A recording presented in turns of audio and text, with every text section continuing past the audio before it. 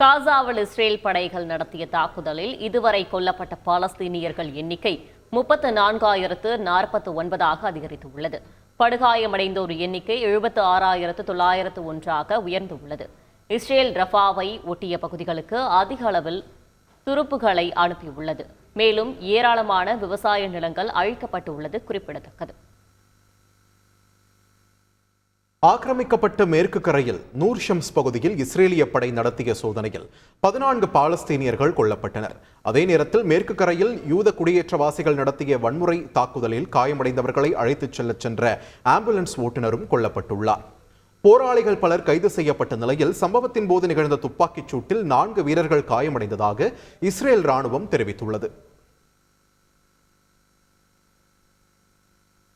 Israel பாலஸ்தீன போரில் பாலஸ்தீனியர்களுக்கு ஆதரவாக ஜெர்மனியின் பெர்லின் நகரில் மிகப்பெரிய போராட்டம் நடத்தப்பட்டது.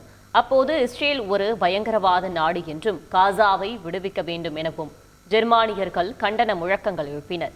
காசாவில் நடக்கும் இனப்படுகொலைக்கு ஜெர்மனியும் ஐரோப்பிய ஒன்றியமும் ஆதரவளிப்பதாக போராட்டக்காரர்கள் கோபத்தை வெளிப்படுத்தினர்.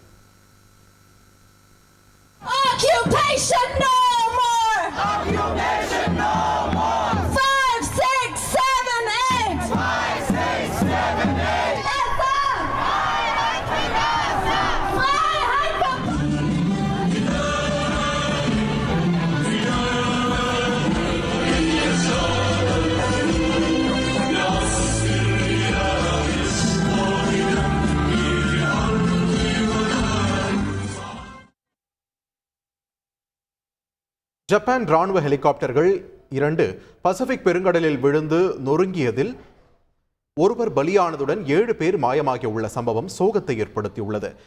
SH-60K ரக 2 ஜப்பானிய கடற்படை ஹெலிகாப்டர்கள் தலா 4 பேருடன் புறப்பட்ட நிலையில் டோக்கியோவில் இருந்து தெற்கே சுமார் 600 கிலோமீட்டர் தொலைவில் உள்ள டோரிஷிமா தீவுக்கு அருகில் விபத்திற்குள்ளாகியுள்ளது.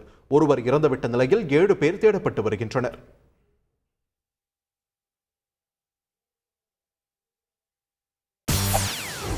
செய்திகளை உடனுக்குடன் தெரிந்து கொள்ள உடனே சப்ஸ்கிரைப் பண்ணுங்க.